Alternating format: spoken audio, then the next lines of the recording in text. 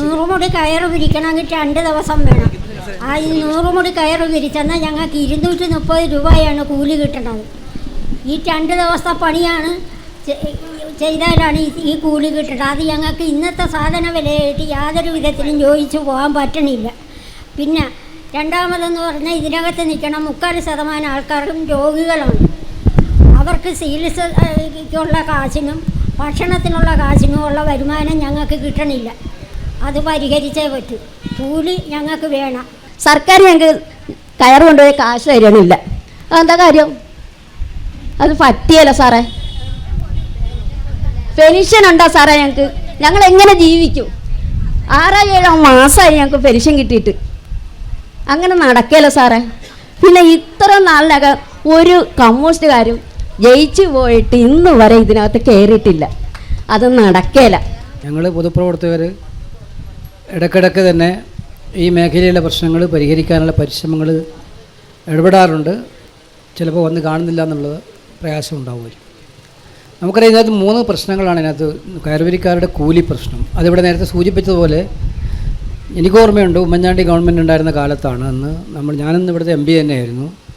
അപ്പോൾ ഏറ്റവും ശക്തമായിട്ട് പാർട്ടി തലത്തിലും മുന്നണി തലത്തിലും പറഞ്ഞതിൻ്റെ അടിസ്ഥാനത്തിലാണ് അന്ന് കയർ ബോർഡും കയർ കോർപ്പറേഷനും ഒക്കെ ഭരിച്ച ആളുകൾ ഇവിടെയുണ്ട്. അപ്പോൾ അവർ അന്ന് തീരുമാനമെടുത്തിട്ടാണ് കൂലി വർധനവ് നടപ്പിലാക്കിയത് 150-ൽ നിന്ന് 350-ലേക്ക്. അതിന്നും നിൽക്കുകയാണ്. 10 വർഷമായിട്ടും ഒരു പൈസയും വർദ്ധിപ്പിക്കാൻ സർക്കാർ തയ്യാറായിട്ടുണ്ട്. അതുപോലെ മിനിമം സപ്പോർട്ട് പ്രൈസ് ഇതിൻ്റെ ഭാഗമായിട്ട് വന്നതാണ്. അതും നമ്മുടെ കാലത്തുണ്ടാക്കിയതാണ്. ഇതിനകത്ത് അടിസ്ഥാനപരമായ പ്രശ്നം സംഘങ്ങളെ, കമ്മ്യൂണിസ്റ്റുകാർ ഭരണത്തിലില്ലാതിരിക്കുമ്പോൾ അവരെപ്പോഴും പറയുന്നത് സംഘങ്ങളെ ശക്തിപ്പെടുത്തണമെന്നാണ്. പല കോൺഫറൻസുകളിൽ ഞാനും കൂടെ ഭാഗമാക്കായിട്ടുണ്ട് നമ്മൾ ഭരിക്കുമ്പോൾ ഇവിടെ കേരളത്തിലൊക്കെ. അന്ന് അവർ പറഞ്ഞുകൊണ്ടിരുന്നത് സംഘങ്ങളെ ശക്തിപ്പെടുത്തിയാലേ കയർ മേഖലയിൽ തൊഴിലാളികൾക്ക് രക്ഷയുണ്ടാവുള്ളൂ. പക്ഷെ ഇപ്പം വന്ന് കാണുന്നത് സംഘങ്ങളെ ഏറ്റവും ദുർബലപ്പെടുത്തുന്ന അവസ്ഥയിലാണ്. ഇവിടെ പറയുന്നത് സംഘങ്ങൾക്ക് സാമ്പത്തികമായി നിലനിൽക്കാൻ പറ്റാത്ത അവസ്ഥയാണ്. കൂലി കൊടുക്കാൻ പറ്റുന്നില്ല. പിന്നെ എത്ര കാലം ഈ സംഘം നിൽക്കും? എത്ര പേർക്ക് ജോലി കൊടുക്കാൻ പറ്റും?